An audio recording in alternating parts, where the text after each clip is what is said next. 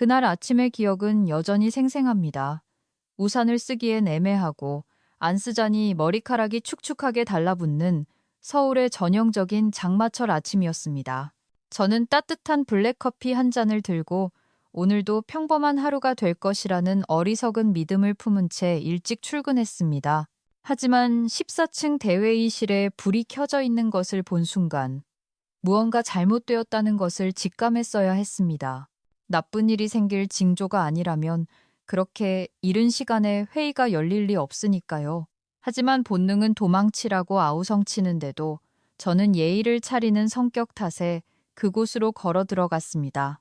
인사팀의 박 대리가 서류를 뒤적이고 있었습니다. 그녀는 고개를 들어 나도 여기 있기 싫지만 상사가 시켜서 어쩔 수 없다는 듯한 불안한 미소를 지어 보였습니다. 테이블 건너편에는 새로 부임한 재무이사 최민석 상무가 앉아 있었습니다.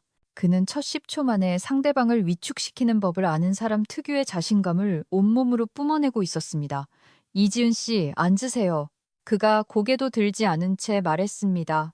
그의 말투에는 익숙한 권위와 은근한 지루함이 완벽하게 섞여 있었는데 마치 제가 처리해야 할 체크리스트 항목 중 하나일 뿐이라는 느낌을 주었습니다. 저는 자리에 앉았습니다. 손에 든 커피는 여전히 따뜻했지만 가슴은 이미 차갑게 식어버린 뒤였습니다. 박 대리가 제 앞으로 서류 뭉치를 밀었습니다. 하얀 종이 위에 검은 글씨들이 박혀 있었지만 한가운데 적힌 숫자가 주먹처럼 저를 강타했습니다. 제 새로운 연봉은 현재보다 60%나 삭감된 금액이었습니다. 60% 삭감이라니.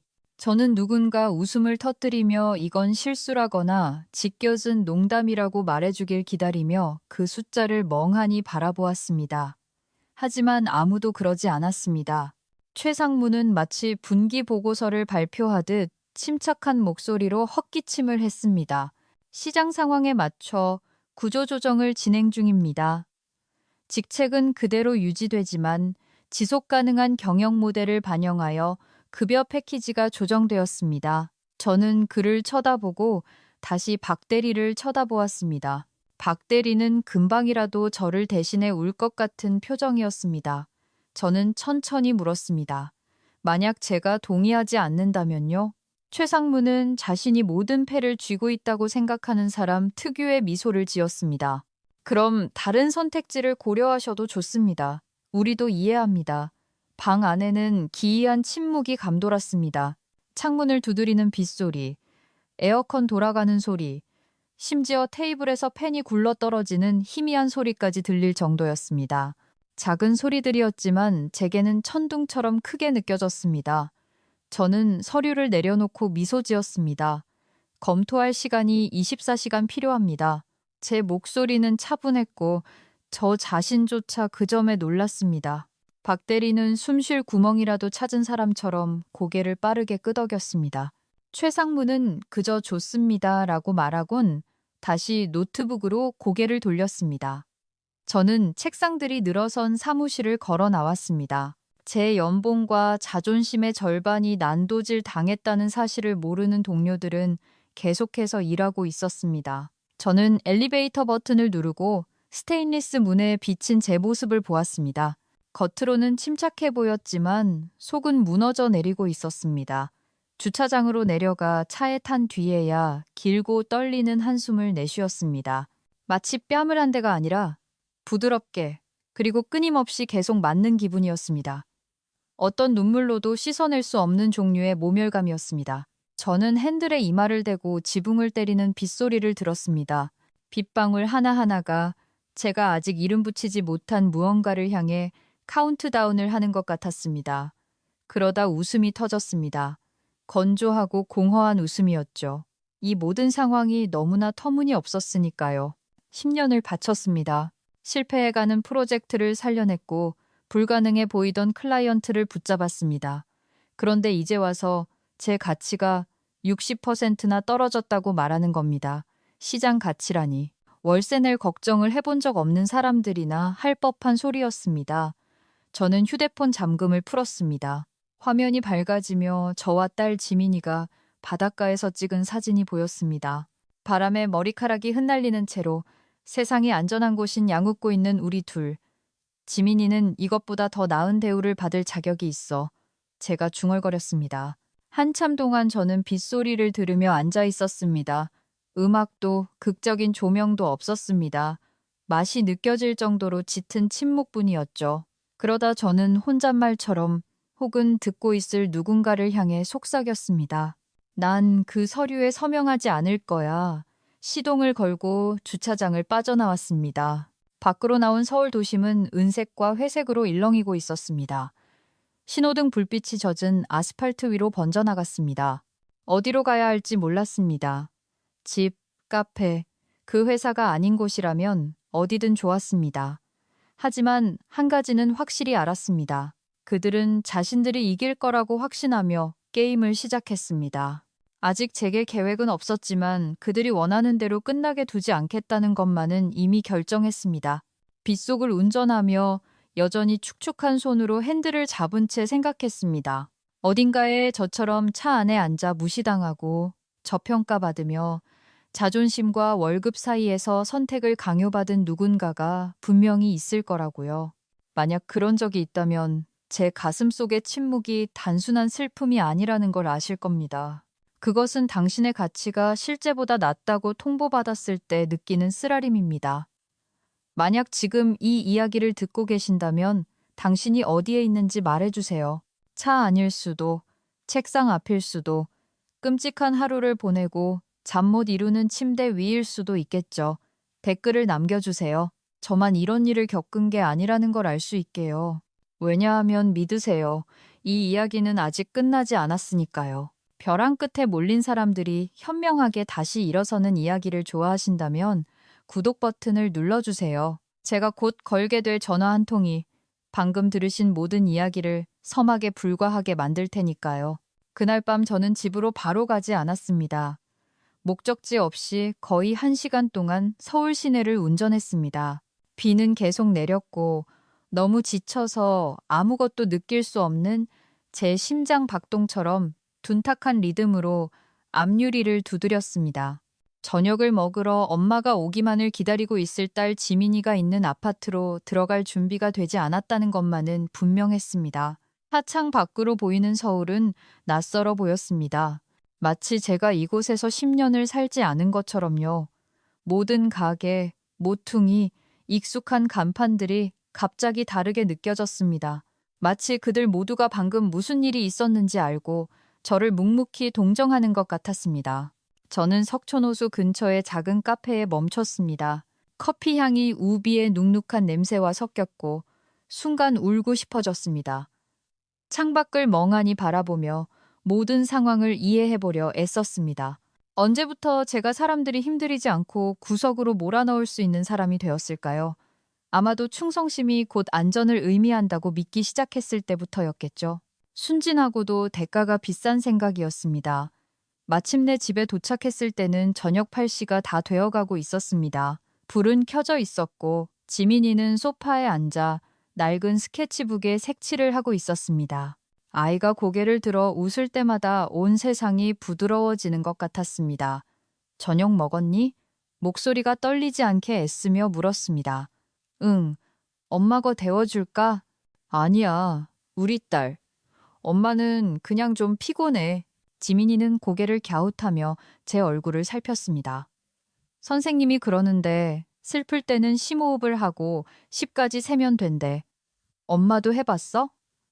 저는 웃음을 터뜨렸습니다. 엄마는 이미 10일까지 셌단다. 아이는 알겠다는 듯 고개를 끄덕이더니 다시 그림으로 돌아갔습니다. 헝클어진 곱슬머리와 콧노래를 흥얼거리며 종이를 색칠하는 모습을 지켜보았습니다. 그 순간만큼은 그날 아침의 굴욕을 잊을 수 있었습니다.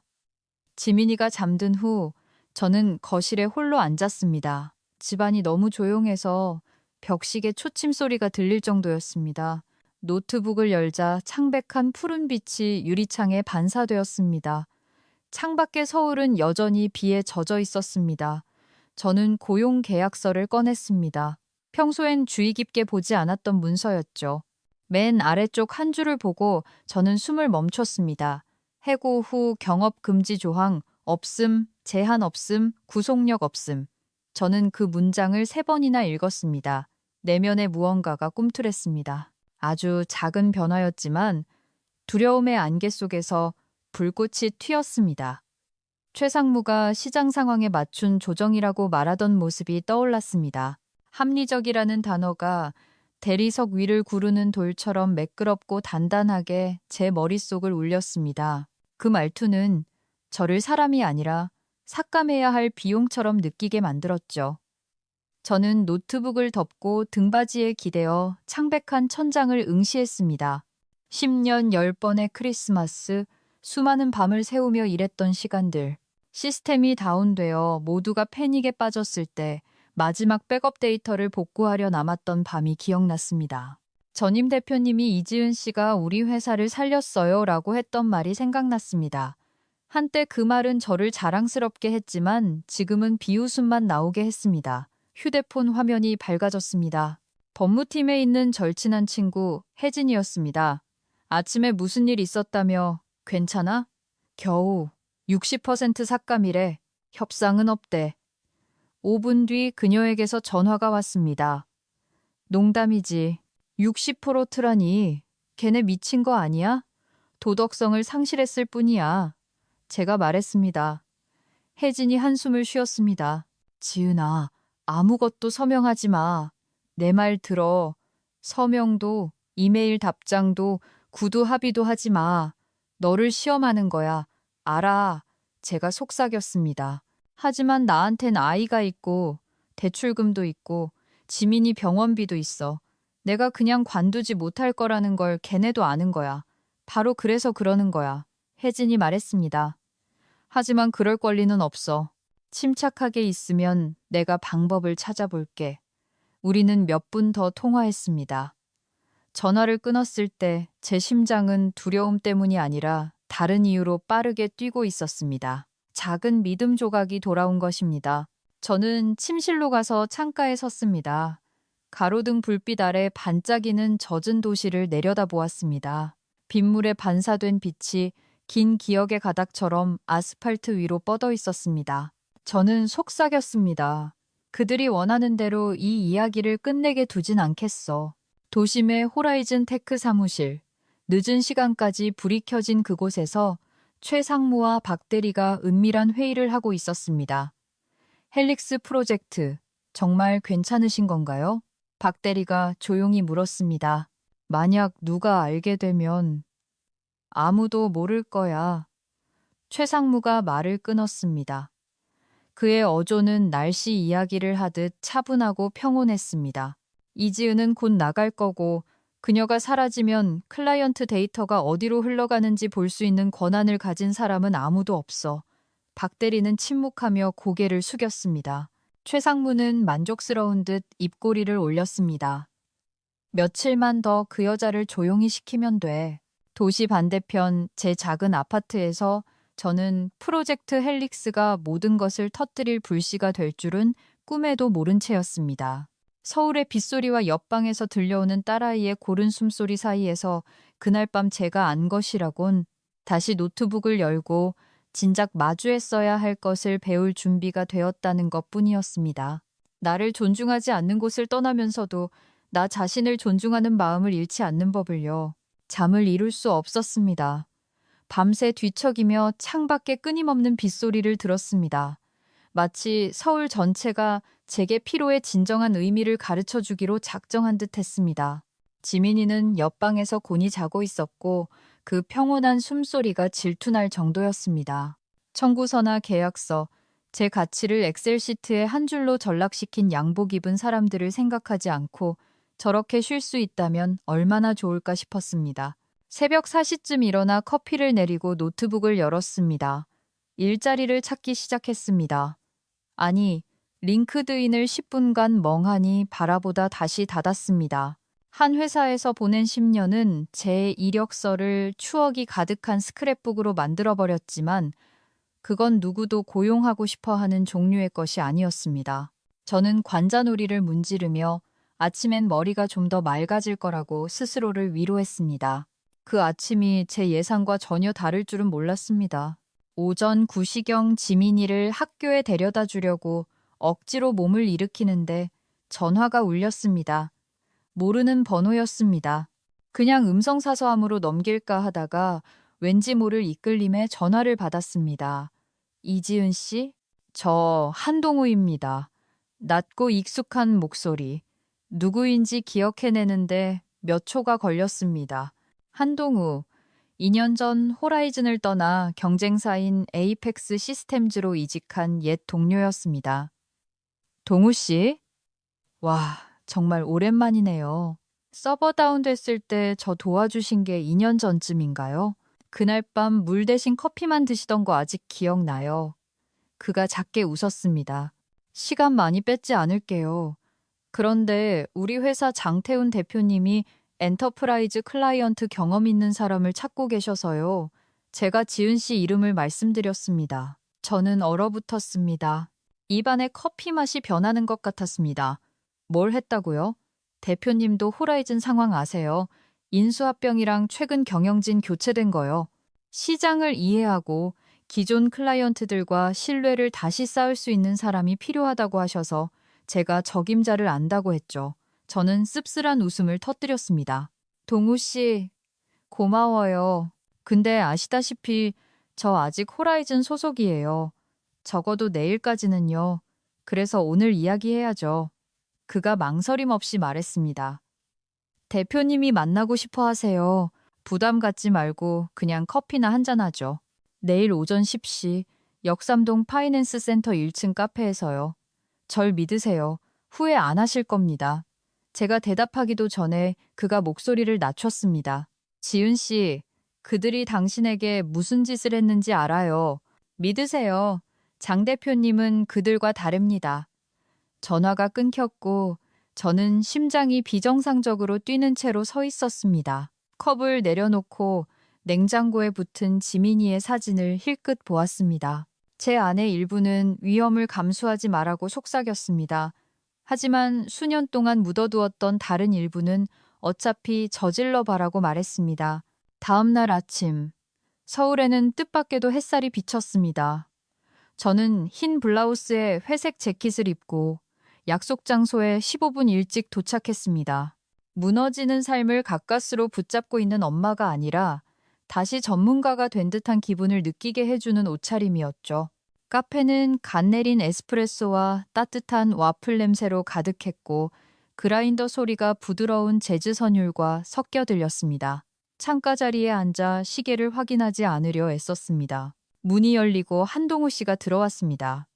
키가 크고 마른 체형에 특유의 조용한 자신감이 묻어나는 반쯤 짓는 미소를 띠고 있었습니다. 그 옆에는 50대 초반의 남자가 있었습니다. 관자놀이의 희끗한 머리칼, 침착하고 확신에 찬 모습. 남들이 기다려주는 것에 익숙한 사람처럼 보였습니다. 짙은 남색 셔츠에 노타이 차림이었습니다. 지은 씨, 이분이 장태훈 대표님이십니다. 동우 씨가 말했습니다. 대표님, 이분이 제가 말씀드린 그분입니다. 2016년 데이터 붕괴 사태 때 호라이즌을 구해낸 분이죠.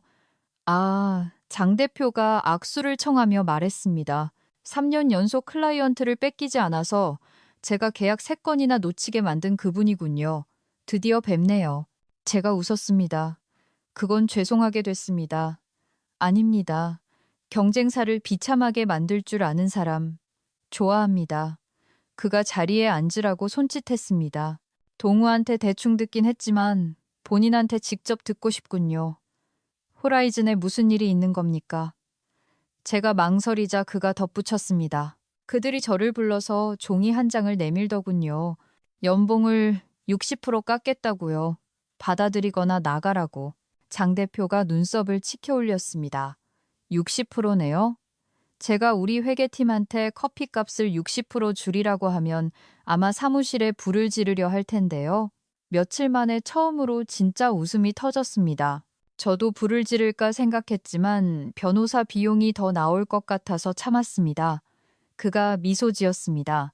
눈빛은 날카로웠지만 친절했습니다. 호라이즌은 제목을 조르고 있군요. 내부 문제에 대해선 들었습니다. 특히 인수 이후에요. 꽤 오래 계셨죠. 뭐가 변했습니까? 사람의 가치요. 제가 생각할 겨를도 없이 말했습니다. 예전엔 비전과 목적을 위해 일했습니다. 이젠 모든 게 숫자일 뿐이에요. 장 대표는 천천히 고개를 끄덕였습니다. 솔직히 말씀드려도 될까요? 지은 씨 같은 사람이 우리에게 꼭 필요합니다. 시스템이나 클라이언트를 알아서가 아니라 사람을 이해하기 때문입니다. 그가 폴더에서 서류를 꺼냈습니다. 빈말은 안 합니다. 에이펙스의 전략기획본부장, 다이렉틀 자리입니다. 연봉 2억 원, 보너스 20% 자녀 학자금 및 의료비 전액 지원, 3일 안에 답을 주시면 됩니다. 저는 제안서를 손에 들고 제겐 너무 과분한 것 같은 기분을 느꼈습니다. 한번 읽어보고 고개를 들었습니다. 제가 호라이즌을 떠날지 아실 수도 없잖아요. 아니요. 그가 눈을 반짝이며 말했습니다. 하지만 호라이즌이 당신을 가질 자격이 없다는 건 압니다. 곧 그들도 깨닫게 되겠죠. 제가 작지만 진심 어린 미소를 지었습니다. 대표님, 제가 또 다른 싸움을 할 준비가 됐는지 모르겠어요.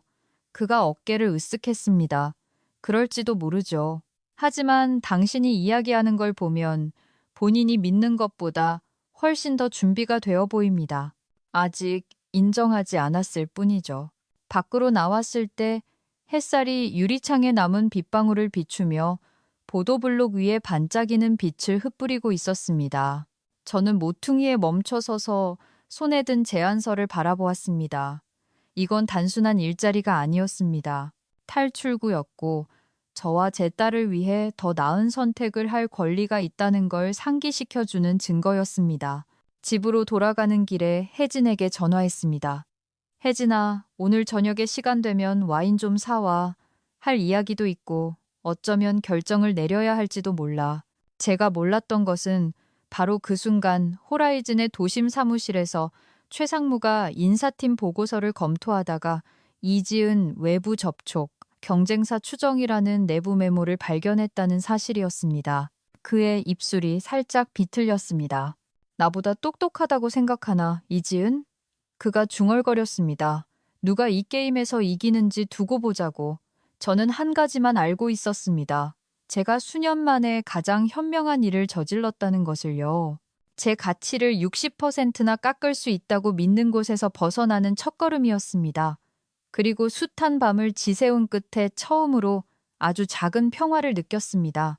그날 밤, 혜진과 저는 거실에 앉아 와인 2잔을 사이에 두고 향초를 켜놓았습니다. 지민이는 잠들었고 아파트는 제가 소중히 여기는 드물고 안전한 침묵에 쌓여 있었습니다. 혜진은 괜찮냐고 물어볼 필요가 없는 친구였습니다. 그냥 보면 아는 친구니까요. 장태훈 대표가 날씨 이야기나 하려고 커피 마시자고 한 건 아니겠지. 혜진이 반쯤 놀리듯 반쯤 떠보며 말했습니다. 제가 희미하게 웃었습니다. 그렇진 않아. 에이펙스로 오래. 연봉은 2배고 복지도 더 좋고 실제로 나를 원한다는 느낌을 받았어.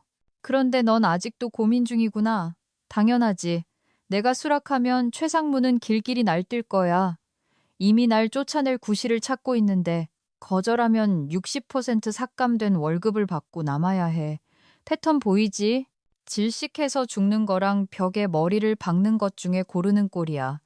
혜진이 와인을 한 모금 마시며 의자에 등을 기대었습니다. 지은아, 때로는 좋은 것과 나쁜 것 사이에서 선택할 필요가 없어. 그냥 사는 것과 가라앉는 것 중에서 선택하면 돼. 저는 아무 말도 하지 않았습니다. 그 말은 밤새 제 머릿속을 맴돌았습니다. 다음 날 아침 일찍 일어나 지민이를 학교에 데려다주고 시내의 작은 카페로 차를 몰았습니다. 장 대표가 좀 더 구체적인 이야기를 하자고 만남을 청한 곳이었습니다. 20분 일찍 도착해 구석 자리를 잡았습니다. 창문에는 김이 서려 있었고 볶은 커피와 캐러멜 향이 따뜻한 담요처럼 공기 중에 감돌았습니다. 장 대표는 정시에 도착했습니다. 자신을 증명할 필요가 없는 사람, 특유의 편안한 권위가 느껴졌습니다. 악수를 청하는 그의 눈은 유리처럼 날카로웠지만 미소는 정중했습니다. 지은 씨, 와줘서 고마워요. 월요일 아침부터 폐를 끼치는 건 아닌지 모르겠네요. 오히려 구해주시는 것 같은데요. 제 말에 그가 웃었습니다. 자리에 앉아 가벼운 인사를 나눈 뒤 장 대표는 본론으로 들어갔습니다. 동우한테 대략적인 이야기는 들었습니다. 전부 듣고 싶군요. 캐내려는 게 아니라 상황을 더 잘 이해해야 도울 수 있으니까요. 저는 모든 것을 말했습니다. 회의, 서류, 60% 삭감을 정당화하던 최상무의 매끄러운 말투까지. 그 부분에 이르자 장 대표가 헛웃음을 터뜨렸습니다.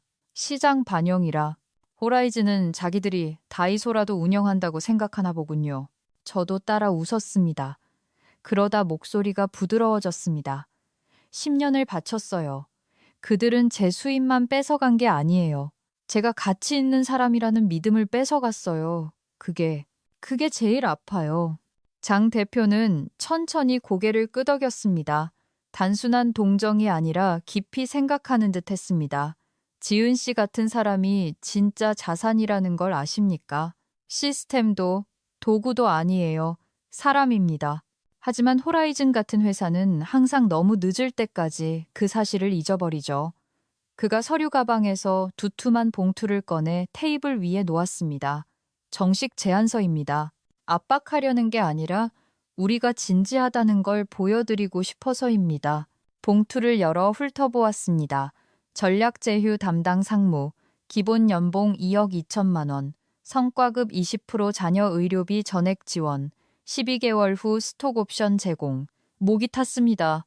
대표님, 이건 호라이즌에서 삭감되기 전보다도 많은데요. 알아요. 하지만 당신의 가치는 호라이즌이 종이의 적은 숫자가 아닙니다. 당신이 사람들과 쌓아온 10년의 신뢰가 당신의 가치죠. 수락한다면 그 신뢰를 우리 회사로 가져와 주셨으면 합니다. 저는 잠시 침묵했습니다. 최 상무가 저를 쉽게 보내주지 않을 거라는 거 아시죠? 장 대표가 살짝 미소 지었습니다. 최민석 알죠? 예전에 잠깐 같이 일했었습니다. 무대 위에 서는 건 좋아하지만 관객이 언제든 떠날 수 있다는 건 잊어버리는 사람이죠. 제가 웃었습니다. 정확하시네요. 그리고 그거 아세요? 장 대표가 몸을 앞으로 기울였습니다. 전 스파이가 필요한 게 아닙니다. 서류나 비밀도 필요 없어요. 그냥 당신 자신이 되어주길 바랍니다. 사람들이 당신을 신뢰하면 우리에게 올 테니까요. 제가 필요한 건 그게 전부입니다. 저는 그가 연기를 하는 건지 살펴보려 했지만 아니었습니다. 그는 얻은 것보다 잃은 게 더 많은 사람의 어조를 가지고 있었습니다. 그리고 당신의 능력을 존중합니다 라고 말했을 때 그건 아첨이 아니라 인정으로 들렸습니다. 3일만 시간을 주세요. 제가 말했습니다. 5일 드리죠. 그가 미소 지으며 대답했습니다. 하지만 더 일찍 전화하실 것 같군요. 미팅이 끝난 후 바로 집으로 가지 않았습니다. 회색빛 하늘 조각들을 비추고 있는 한강을 따라 걸었습니다. 벤치에 앉아 수면 위로 피어오르는 물 한 개를 바라보며 오래된 서버 케이블처럼 꼬인 생각들을 정리했습니다. 제 마음 한구석은 장 대표를 믿고 이 새로운 기회를 믿고 싶었습니다. 하지만 잘못된 충성심으로 상처받은 다른 한구석은 모든 회사가 결국 똑같을 거라고 속삭였습니다. 필요할 때만 쓰고 버릴 거라고요. 혜진에게 전화했습니다. 그 사람 인상적이더라. 제가 조용히 말했습니다. 그냥 믿어도 될지 모르겠어. 믿을 필요 없어. 혜진이 말했습니다. 그냥 네 신뢰를 받을 기회를 줄 만한 사람인지 결정하면 돼. 그날 밤 책상에 앉아 호라이즌에 보낼 거절 메일 초안을 작성했지만 전송 버튼을 누르기 전 손이 멈췄습니다. 대신 에이펙스의 계약서를 다시 열어 읽었습니다. 그리고 곱게 접어 가방에 넣었습니다. 창밖의 서울엔 다시 비가 내리기 시작했습니다. 부드럽고 끈질기게 지붕을 두드리는 빗방울 소리는 모든 변화가 한 방울에서 시작된다는 것을 상기시켜주는 듯 했습니다. 제가 몰랐던 것은 호라이즌 사무실에서 최 상무가 직원 접속 기록이 뜬 보안 화면을 응시하고 있다는 사실이었습니다.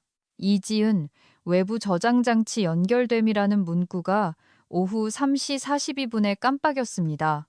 제가 에이펙스 계약서를 저장하려고 USB를 꽂았던 바로 그 순간이었습니다. 최상무는 의자 뒤로 몸을 기대며 얇은 미소를 지었습니다. 이지은 씨, 그가 중얼거렸습니다. 게임은 이제 시작이야. 저에게 들리는 건 오직 빗소리와 이번만큼은 그들이 이기게 두지 않겠다는 희미하지만 분명한 예감뿐이었습니다. 다음 날 아침, 서울 하늘은 익숙한 낯빛이었습니다. 일찍 집을 나서서 지민이를 학교에 데려다주고 호라이즌 사무실로 향했습니다. 차 안 공기는 마치 재판장으로 가는 길처럼 차갑고 무거웠습니다. 무슨 일이 닥칠지 알고 있었습니다. 한편으로는 조용히 돈을 받고 아무 일도 없었던 척하고 싶었습니다. 하지만 너무 오랫동안 짓눌려 있던 다른 한편은 이제 때가 되었다고 속삭였습니다. 로비에 들어서자 분위기가 묘하게 달랐습니다. 사람들은 더 작게 말하고 더 빠르게 움직였으며 눈을 마주치지 않았습니다.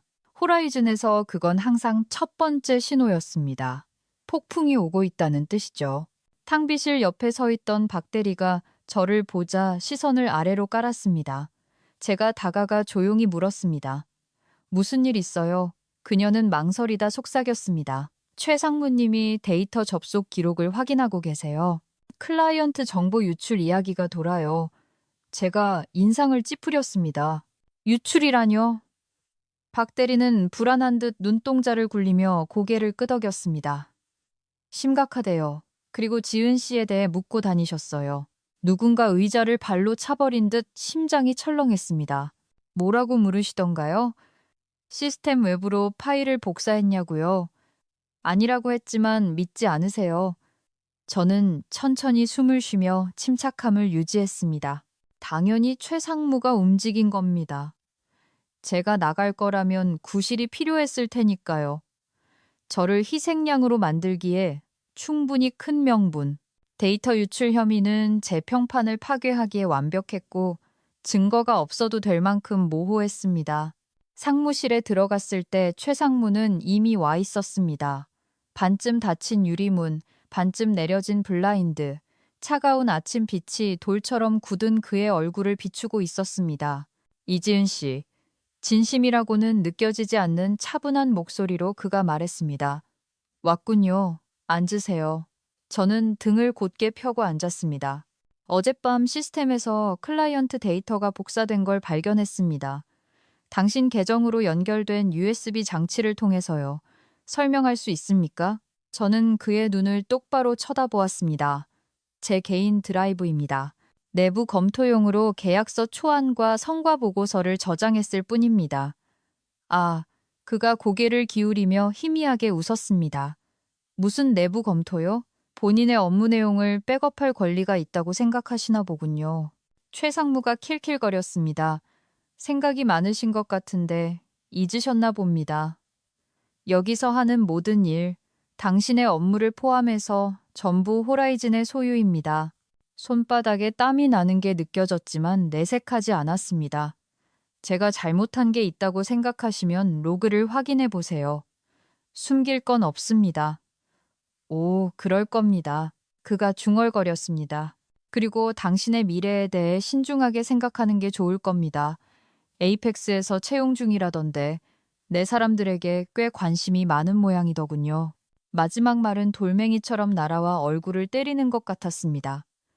저는 입가에 번지려는 비웃음을 참으며 가만히 앉아 있었습니다. 관심이 있다면 그건 그들이 상무님보다 사람을 소중히 여길 줄 알기 때문이겠죠. 최상무는 먹잇감이 꿈틀거리는 걸 지켜보는 포식자처럼 눈을 번뜩이며 몸을 뒤로 젖혔습니다. 조심해요, 지은 씨. 똑똑한 사람들이 오만함 때문에 한순간에 제 무덤을 파는 걸 많이 봤으니까. 제가 자리에서 일어났습니다. 조언 감사합니다. 그런 결말은 피하도록 노력하죠. 뒤도 돌아보지 않고 걸어 나왔습니다. 하지만 문이 닫히기 전 그가 혼잣말처럼 중얼거리는 소리가 들렸습니다. 이제 당신은 리스트에 올랐어, 이지은. 이 일이 끝나면 그냥 연봉 삭감이 나왔을 거라고 후회하게 될 거야. 나머지 하루는 몽롱하게 지나갔습니다.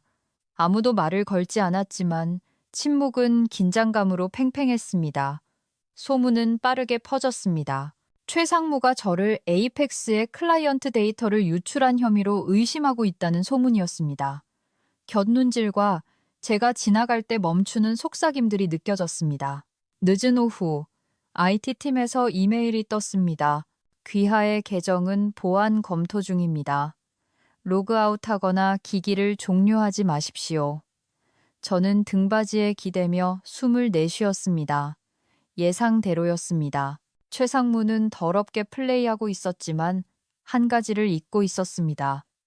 저는 예전처럼 조용히 비난을 감수하던 이지은이 아니라는 것을요. 휴대폰을 들어 혜진에게 문자를 보냈습니다. 함정이야, 데이터 훔쳤다고 몰아가고 있어. 답장은 거의 즉시 왔습니다. 당황하지 마. 아무 말도 하지 말고 오늘 밤에 만나. 노트북을 덮고 짐을 챙겼습니다. 일어서서 사무실 건너편을 보니 8년을 함께한 팀원 소영 씨가 걱정스러운 눈으로 저를 보고 있었습니다. 저는 작게 고개를 끄덕이며 흔들림 없는 미소를 지어 보였습니다. 복도에서 통화 중인 박대리와 마주쳤습니다. 그녀는 저를 보자마자 전화를 끊었습니다. 지은 씨, 그녀가 속삭였습니다. 최상무님이 IT팀에 지은 씨 하드디스크 압수하라고 지시했어요. 내일 아침까지 보고서 올리래요. 뭔가 큰 걸 꾸미시는 것 같아요. 저는 잠시 그녀를 바라보다가 말했습니다. 박 대리님 고마워요. 그리고 누가 물어보면 저는 회사 데이터가 아니라 개인 파일만 백업했다고 말해주세요. 그녀는 떨리는 목소리로 빠르게 고개를 끄덕였습니다. 그럴게요. 하지만 지은 씨, 조심하세요. 건물을 나섰을 때 비가 다시 내리기 시작했습니다. 가늘고 차갑고 끈질긴 비였습니다. 차에 타서 긴 호흡을 가다듬었습니다. 최상무는 저를 제거하는 것뿐만 아니라 파멸시키고 싶어 했습니다. 하지만 그는 한 가지를 간과했습니다. 누군가 원한다고 해서 제가 져본 적은 없다는 사실을요. 시동을 걸고 백미러를 보았습니다. 호라이즌 타워가 빗속에서 은색의 무정한 모습으로 우뚝 솟아 있었습니다. 내 인생에 10년을 바친 곳, 이제는 전장. 이 불과한 곳, 맹세하듯 속삭였습니다. 좋아, 최상무. 이게 당신 게임이라면 끝까지 해보자고. 저녁 8시가 다 되어 혜진의 집에 도착했습니다. 한강이 내려다 보이는 12층 아파트였습니다. 이런 날씨에는 묘하게 평화로운 풍경이었습니다. 노크하기도 전에 그녀가 문을 열었습니다. 레드와인 한 병을 든 채 굳은 표정이었습니다. 너 완전히 당했어. 그녀가 단호하게 말했습니다. 서론도 잡담도 없었습니다. 방금 호라이즌 법무팀 아는 사람이랑 통화했어. 이사회를 위한 내부 보고서를 준비 중이라는데 이지은이라는 사람과 관련된 대규모 데이터 유출 건이래. 젖은 코트를 벗어 의자에 던졌습니다. 그럴 줄 알았어.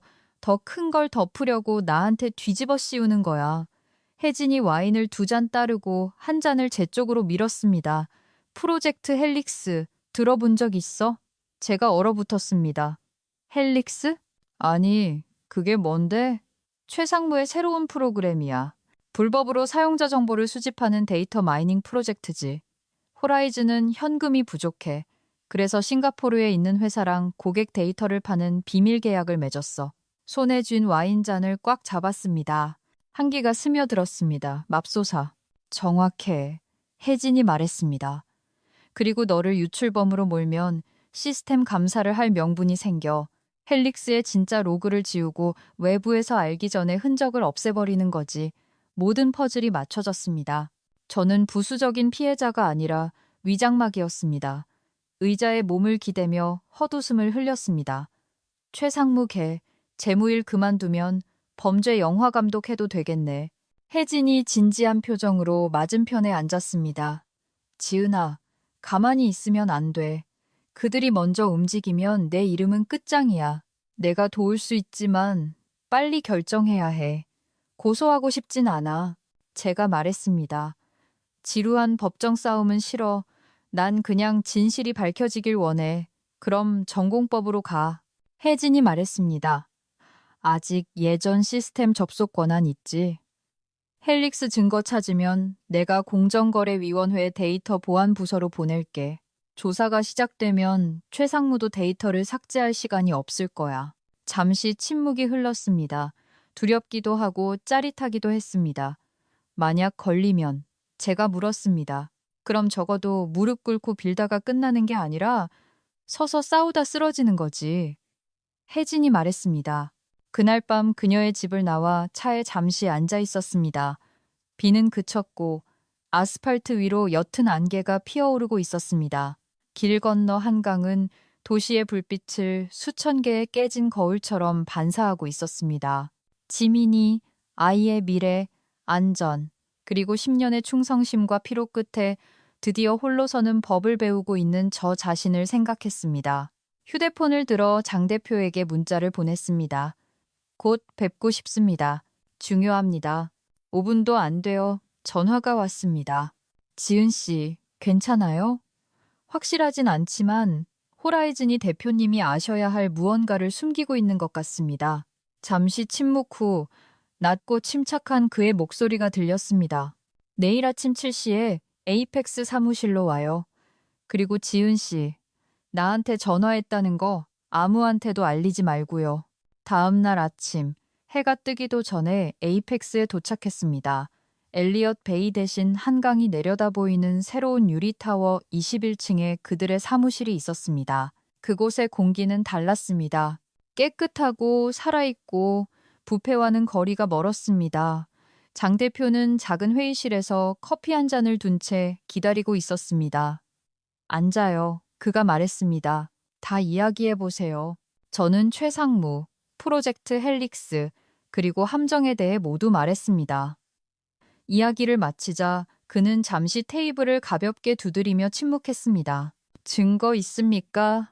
아직은요. 하지만 인수 전 호라이즌의 레거시 시스템, 재무 및 클라이언트 로그에 접근할 수 있습니다. 만약 그들이 데이터를 옮길 때 옛날 계정을 썼다면 흔적을 찾을 수 있어요. 장 대표는 반은 감탄하고 반은 걱정스러운 표정으로 저를 보았습니다. 호라이즌 시스템을 뚫겠다는 말이군요. 제 파일을 보겠다는 것뿐입니다. 그 이상은 아니에요. 아무것도 가져오지 않을 겁니다. 그가 천천히 고개를 끄덕였습니다. 지은 씨, 때로는 옳은 일을 하기 위해 위험한 곳에 발을 들여야 할 때가 있죠. 하지만 제발 조심해요. 최상무 같은 사람한테 짓밟히는 걸 보고 싶진 않으니까. 저는 피곤하지만 진심을 담아 미소 지었습니다. 그 사람은 더 이상 무섭지 않아요.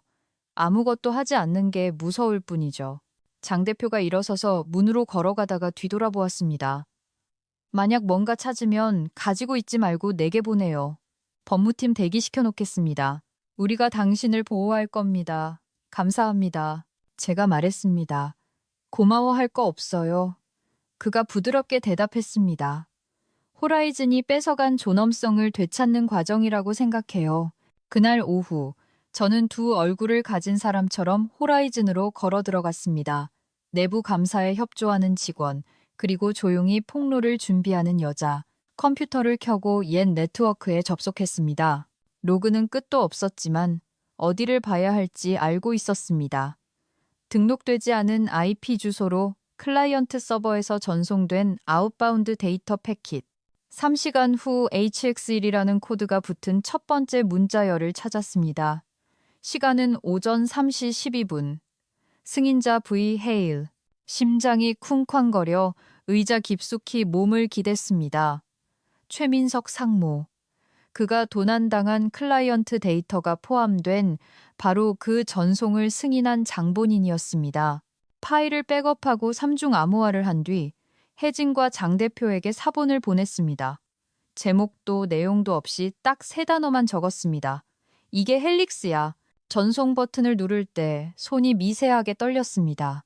두려움 때문일 수도 안도감 때문일 수도 있었습니다. 그 순간 모든 것이 변하리라는 것을 알았습니다. 저뿐만 아니라 호라이즌에게도요. 창가에 서서 불빛들이 움직이는 도시를 내려다보았습니다. 작지만 수년 만에 처음으로 강해진 느낌이었습니다. 처음으로 조종당하지 않는 기분이었죠.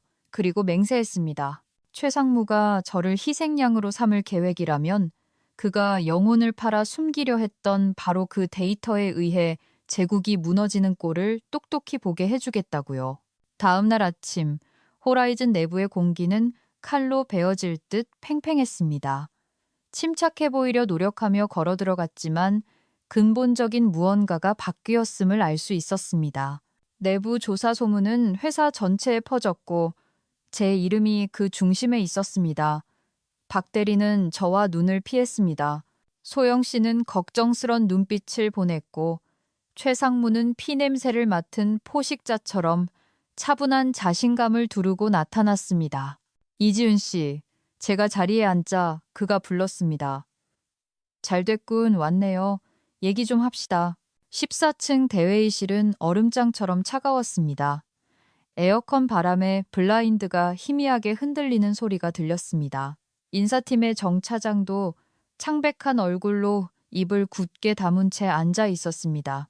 그녀는 누군가 해고될 때마다 예의 바른 처형의 증인으로 항상 참석하던 사람이었죠. 최 상무는 등을 돌린 채 창가에 서 있었습니다. 그가 마침내 입을 열었을 때 목소리는 감정이 느껴지지 않을 만큼 낮고 안정적이었습니다. 시스템 로그를 검토했어. 당신 계정으로 데이터가 복사됐더군. 무슨 말을 하든 이건 심각한 위반이야. 맞습니다. 제가 놀라울 정도로 차분한 어조로 말했습니다. 제 계정으로 복사됐죠. 하지만 중요한 부분을 빠뜨리셨네요. 새벽 3시에 그 계정에 내부 서버 접근 권한을 준 게 누구였는지 말입니다. 최 상무가 돌아섰습니다. 눈빛이 흔들렸습니다. 무슨 소리 하는 거야? 아무것도 아닙니다. 제가 평온하게 말했습니다. 그저 소설을 쓰실 거면 앞뒤는 맞게 쓰시라는 겁니다. 잊으셨나 본데 호라이즌의 첫 보안 프레임워크를 설계한 사람이 접니다. 어떤 로그가 진짜고 어떤 게 조작된 건지 구별할 수 있다고요. 정 차장이 마른 침을 삼켰습니다. 지은 씨, 그냥 조용히. 가만히 있어, 정 차장. 최 상무가 말을 끊으며 저를 노려보았습니다. 이지은 씨, 이걸 개인적인 드라마로 만들지 않는 게 좋을 거야. 정식으로 법적 조사를 요청할 수도 있어. 물론이죠. 제가 어깨를 으쓱하며 말했습니다. 그리고 저도 공정거래위원회에 제 나름의 보고서를 제출할 수 있고요. 프로젝트 헬릭스에 관한 거 말입니다. 방 안의 공기가 순식간에 바뀌었습니다. 박 대리는 사색이 되었고 정 차장은 얼어붙었습니다. 최 상무는 등골에 얼음물을 끼얹은 듯 잠시 멈춰섰습니다. 그가 얇은 웃음을 흘렸습니다. 무슨 헛소리를 짓거리는 거야, 이지은. 헛소리 아니에요. 제가 또렷하게 말했습니다. 헬릭스, 싱가포르에 있는 제3자 회사로 데이터를 빼돌리는 프로젝트. 거래 승인자는 최민석. 저한테 전체 인증 경로가 포함된 원본 로그가 있습니다. 정 차장이 최 상무를 보며 속삭였습니다. 상무님, 사실입니까? 말도 안 돼? 그가 짖는 듯 소리쳤습니다. 살려고 지어낸 얘기야. 헬릭스 같은 건 없어. 저는 테이블 위에 휴대폰을 집어들었습니다. 안타깝네요. 그 로그 사본들이 이미 외부로 나갔거든요. 하나는 공정위로, 하나는 에이펙스 시스템즈로, 그리고 하나는 제 변호사에게요. 그냥 예방 차원이죠. 혹시 또 데이터 유실 사고가 날까 봐요. 박 대리가 숨을 들이켰습니다. 최 상무는 아무 말도 하지 않았습니다. 뒤따르는 침묵은 한 사람이 자신의 몰락 속도를 가늠할 때 오는 종류의 것이었습니다. 저는 코트 자락을 정리하며 일어섰습니다. 충성심의 진짜 가치가 뭔지 상기시켜줘서 고마워요, 최 상무님. 그리고 법적 조치로 협박하기 전에 본인이 만든 계약서 조항이나 다시 읽어보시죠. 재구조 2항. 급여가 15% 이상 삭감될 경우 직원은 통보 없이 고용을 종료할 권리가 있다. 전 그 권리를 행사하는 것뿐입니다. 나가려고 돌아서는데 최 상무가 뒤에서 소리쳤습니다. 이겼다고 생각하나? 네가 누구랑 싸우는지 모르는군. 문 앞에서 멈춰 어깨 너머로 그를 쳐다보았습니다. 아니요, 알아요. 데이터는 지울 수 있어도 평판은 지울 수 없다는 걸 잊은 사람과 싸우는 거죠. 안녕히 계세요, 최 상무님. 그가 테이블을 주먹으로 내리치는 소리와 함께 문이 닫혔습니다. 바람부는 밖으로 나왔습니다. 수년 만에 처음으로 뒤를 돌아보지 않았습니다. 후회도 두려움도 없었습니다. 오직 너무 오랫동안 저를 옥죄던 밧줄을 끊어낸 조용한 해방감뿐이었습니다. 주차장을 빠져나갈 때 휴대폰이 울렸습니다. 장 대표의 이메일이었습니다. 로그 받았습니다. 법무팀에 넘겼어요. 옳은 일을 하셨습니다. 몸조심하고 호라이즌으로 돌아가지 마세요. 저는 미소 지었습니다. 작지만 흔들림 없는 미소였습니다. 박수가 필요 없는 승리도 있습니다. 환호성 대신 오직 침묵과 함께 오는 옳은 일을 했다는 확신을 주는 그런 승리 말입니다. 그날 오후 공정거래위원회는 검증 가능한 증거가 포함된 익명 제보를 받았습니다. 1시간도 안 되어 호라이즌 본사는 임시 감사를 위해 봉쇄되었습니다. 박 대리가 패닉에 빠져 전화했습니다. 지은 씨, 진짜 왔어요. 포렌식 팀이 왔다고요. 헬릭스에 대해 물어봐요. 잘 됐네요. 제가 말했습니다. 그냥 사실대로 말해요. 아무것도 숨기지 말고. 최상무님은요? 그녀의 목소리가 떨렸습니다. 본인이 저지른 일에 대해 대답해야겠죠. 3일 뒤 뉴스가 터졌습니다.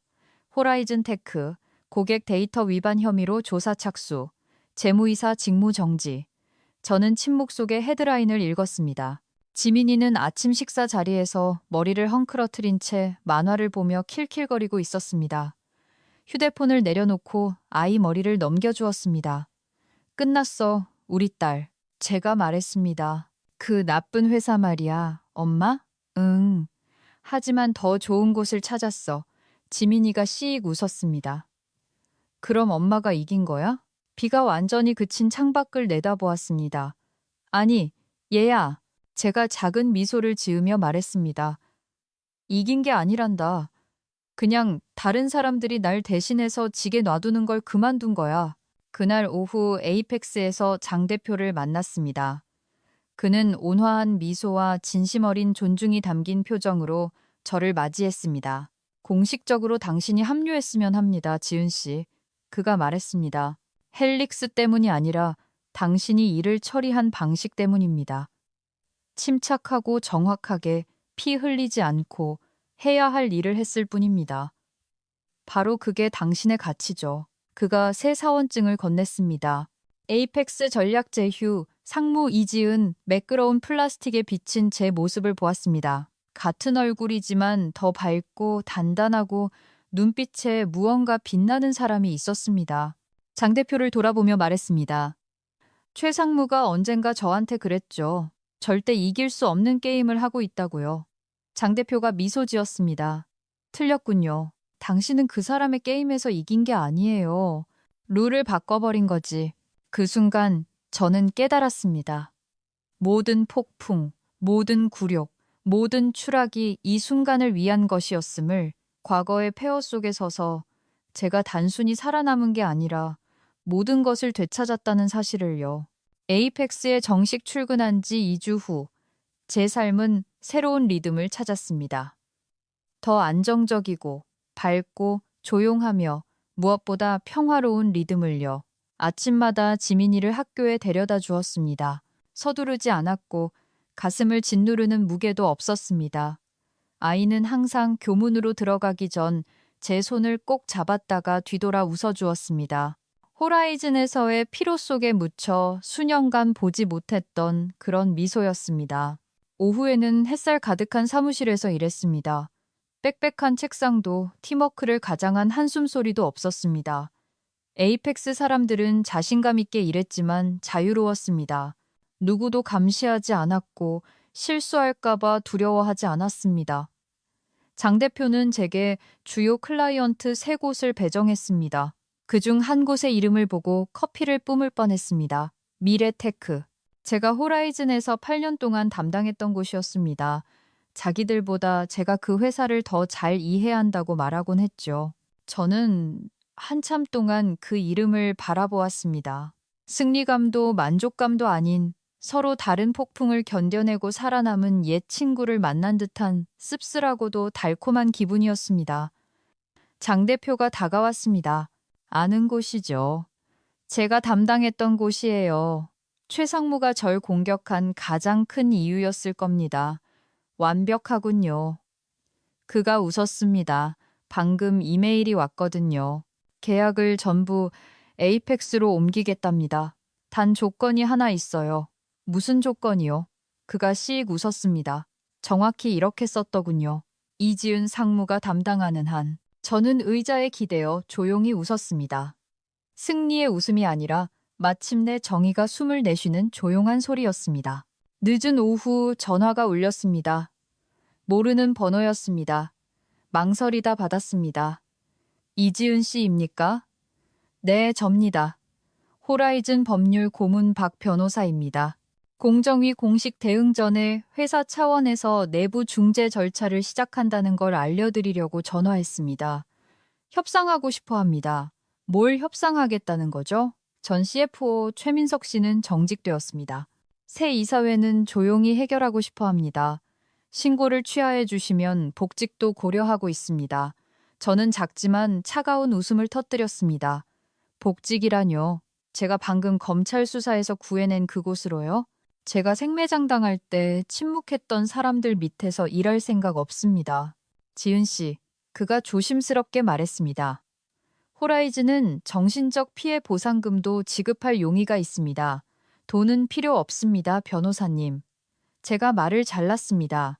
호라이즌이 정말 변하고 싶다면 아직 그곳에 있는 사람들을 예우하는 것부터 시작하라고 하세요.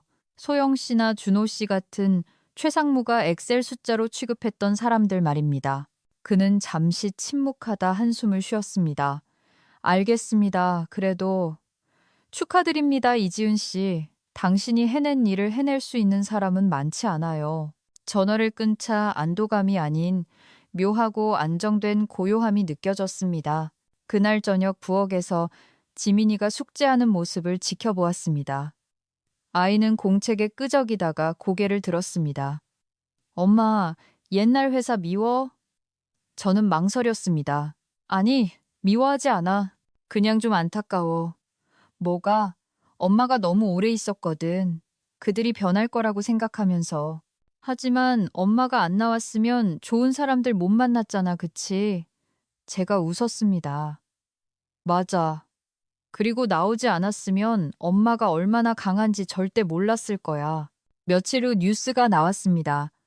최민석 상무는 공식 해고되었고 형사수사가 진행 중이었습니다.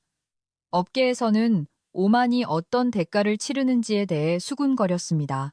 박 대리가 짧은 메시지를 보냈습니다. 저 호라이즌 그만뒀어요. 고마워요, 지은 씨. 지은 씨 아니었으면 전 아직도 그걸 전문성이라 착각하고 고개 숙이고 있었을 거예요. 저는 그 메시지를 읽고 또 읽었습니다.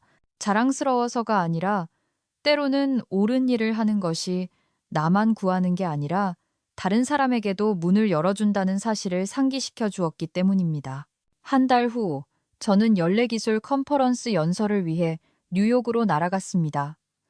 누군가의 직원이 아닌 저 자신으로 무대에 서는 건 수년 만에 처음이었습니다. 장 대표가 저를 소개했습니다. 윤리와 성과가 반대말이 아님을 증명한 사람, 이지은 씨입니다. 따뜻한 조명이 쏟아지는 무대 위로 걸어 나갔습니다. 장내는 조용해졌습니다. 저는 원고 없이 천천히 제 이야기를 했습니다. 호라이즌 이름은 언급하지 않았고 복수에 대해서도 말하지 않았습니다. 누군가 당신의 모든 것을 뺏어가기 전에 멈춰야 할 때를 아는 것의 가치에 대해 이야기했습니다. 말을 마치자 박수 소리가 파도처럼 밀려왔습니다. 아래를 내려다보니 낯익은 얼굴들, 예전 경쟁자들, 수많은 낯선 이들이 보였습니다. 하지만 그들의 눈에서 오랫동안 느끼지 못했던 무언가를 보았습니다. 존경심이었습니다. 행사가 끝나고 50대 여성이 다가와 제 손을 잡았습니다. 20년 다닌 직장에서 막 해고당했어요. 그녀가 말했습니다. 당신 이야기 덕분에 혼자가 아니라는 생각이 드네요. 제가 그녀의 손을 꼭 잡았습니다. 옳은 일을 했다면 절대 외로워해서는 안 돼요. 그녀가 떠나고 어두워진 무대를 뒤로 했습니다. 한때 수치심으로 가득 찼던 이야기가 누군가에게 희망을 줄 수 있다는 사실이 여전히 믿기지 않았습니다. 그날 밤 호텔 방에서 창문을 열었습니다. 뉴욕이 살아있는 회로 기판처럼 아래에서 반짝이고 있었습니다. 불빛 하나하나가 저마다의 이야기 같았습니다. 최상무, 호라이즌, 뒤에 남겨진 모든 사람을 생각했습니다. 분노도 고소함도 없었고 그저 모든 것이 제자리를 찾았다는 조용한 확신뿐이었습니다. 휴대폰이 울렸습니다. 장 대표의 메시지였습니다. 미래테크랑 3년 계약 맺었습니다. 지은 씨랑 직접 만나서 새 전략 짜고 싶다네요. 미소 지으며 휴대폰을 내려놓고 와인잔에 비친 도시의 불빛이 천장에 반사되는 것을 지켜보았습니다. 마침내 저 자신에게 속삭였습니다. 이제 내 방식대로 쓸 수 있는 챕터가 왔어. 그리고 그 챕터는 결말이 아니라 이제 막 시작이라는 것을 알았습니다. 3년 후 저는 에이펙스 타워 27층 한강이 시원하게 내려다 보이는 통유리 사무실에 앉아 있었습니다. 책상 위에는 지민이와 여름 휴가 때 찍은 사진이 액자에 담겨 있었습니다. 밀짚 모자를 쓰고 캘리포니아의 태양 아래서 웃고 있는 우리 둘. 가끔 저는 제가 이룬 성취가 아니라 그 모든 것을 견뎌냈다는 단순한 사실에 놀라곤 했습니다. 밀실회의, 프로라는 명목의 압박, 침묵을 나약함으로 착각하던 사람들 속에서 말이죠. 이제 저는 에이펙스 글로벌 클라이언트 본부의 전무였습니다. 23명의 직원이 제 밑에 있었고 그 중에는 최상무의 통제 아래 있었던 소영 씨와 준호 씨도 있었습니다. 우리는 가끔 누군가 우리 이야기를 넷플릭스 드라마로 만든다면 아무도 안 믿을 거라고 농담하곤 했습니다. 해고당한 3명의 직원이 옛 회사의 가장 큰 경쟁사 임원이 되어 회사를 이끌고 있다니요. 장 대표가 유리문을 한 번 두드렸습니다. 그는 절대 2번 두드리지 않죠. 지은 전무, 5분 시간 돼요? 언제든지요. 제가 웃었습니다. 그가 자리에 앉으며 서류철을 내려놓았습니다. 방금 박 변호사한테 전화 왔어요. 기억하죠? 호라이즌 변호사? 제가 눈썹을 치켜 올렸습니다. 또 문제 생겼다고 하지 마세요. 아니요. 장 대표가 껄껄 웃었습니다. 정반대예요. 호라이즌이 구조조정을 막 끝냈답니다. 새 CEO가 투명성의 중요성을 깨닫게 해준 사람들에게 감사하는 서밋을 열고 싶다더군요. 저는 소리내어 웃었습니다. 자기들 문 닫게 만들 뻔한 사람한테 고마워하고 싶다고요? 그가 어깨를 으쓱했습니다. 전략적 전환점이라고 부르더군요. 지은 씨한테 초청장 전해달랍니다. 저는 두꺼운 종이에 인쇄된 편지와 새 CEO의 서명을 힐끗 보았습니다. 연례 컨퍼런스 연설을 부탁한다는 내용이었습니다. 주제는 변화의 시대, 기업 윤리의 수호, 아이러니가 거의 시적일 정도였습니다. 장 대표가 반은 격려하고 반은 궁금한 눈으로 저를 보았습니다. 갈 건가요? 편지를 접으며 미소 지었습니다. 물론이죠. 복수 때문이 아니라 책을 제대로 덮기 위해서요. 3주 후 저는 3년 전 주차장에서 울고 있었던 그 건물로 돌아왔습니다.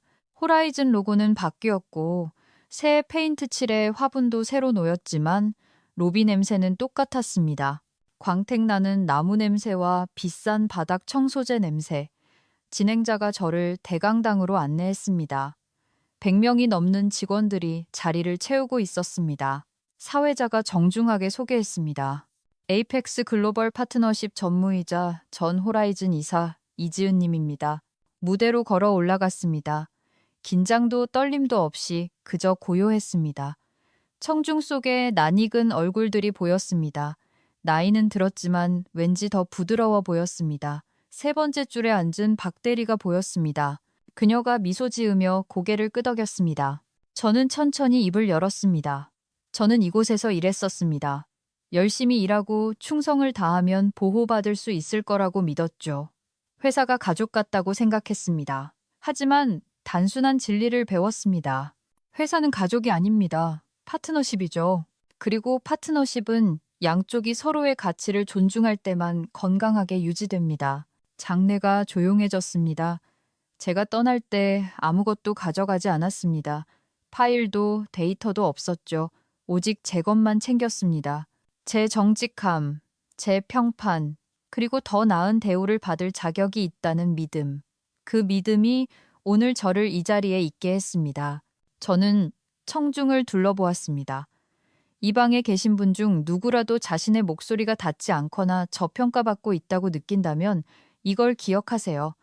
침묵은 충성심이 아닙니다.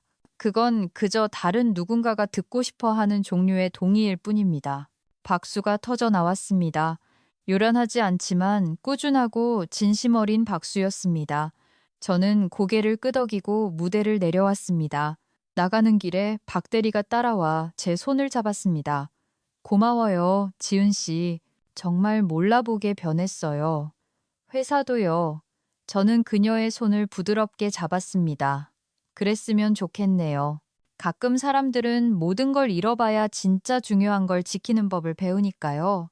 그날 오후 건물을 나서는데 매일 아침 들르던 그 카페에서 희미한 커피 향이 바람에 실려왔습니다. 저는 유리창에 비친 제 모습을 보며 멈췄습니다. 더 이상 연봉 삭감 때문에 차 안에서 떨던 여자가 아니었습니다. 이제 자신의 가치를 알고 누구에게도 정의받을 필요가 없는 사람이 서 있었습니다. 휴대폰이 울렸습니다. 지민이었습니다. 엄마, 나 학교 대표로 과학경시대회 나가게 됐어. 가슴이 벅차오르며 웃음이 났습니다. 정말 멋지다, 우리 딸. 엄마가 바로 갈게. 맨 앞줄에 앉을 거야. 약속해. 당연하지. 제가 부드럽게 말했습니다. 엄마는 항상 약속 지키잖아. 전화를 끊고 서울 하늘을 올려다보았습니다. 여전히 회색빛이었지만 왠지 오늘따라 아름다워 보였습니다. 아마도 처음으로 누군가의 창문이 아닌 제 눈으로 직접 보고 있기 때문이겠죠. 그날 밤 집에서 지민이는 잠들었습니다. 저는 내일 회의 자료를 정리하며 책상에 앉아 있었습니다. 화면에는 방금 제가 했던 연설의 한 구절이 떠 있었습니다. 정의는 항상 법정에서 오는 것이 아닙니다. 때로는 당신이 떠나기로 선택한 그 순간에 찾아옵니다. 다시 한번 읽고 미소 지었습니다. 더 이상 증명할 필요도, 인정을 갈구할 필요도, 복수할 필요도 없었습니다. 호라이즌은 과거였고, 에이펙스는 현재였습니다. 그리고 저는 드디어 온전한 저 자신이었습니다. 불을 끄자 창밖 도시에 희미한 빛만 남았습니다. 서울은 소음과 움직임으로 웅웅거렸습니다. 하지만 제 내면은 고요했습니다. 모든 폭풍, 잠 못 이루던 밤들, 그 모든 비를 지나 마침내 집에 돌아왔으니까요. 그리고 그때 알았습니다. 이 이야기는 결코 복수에 관한 것이 아니었습니다. 평범한 여자가 자신이 가진 가장 위대한 힘을 발견하는 이야기였습니다. 누군가를 패배시키기 위해서가 아니라 일어서서 앞으로 나아가며 다시는 뒤돌아보지 않는 힘을요.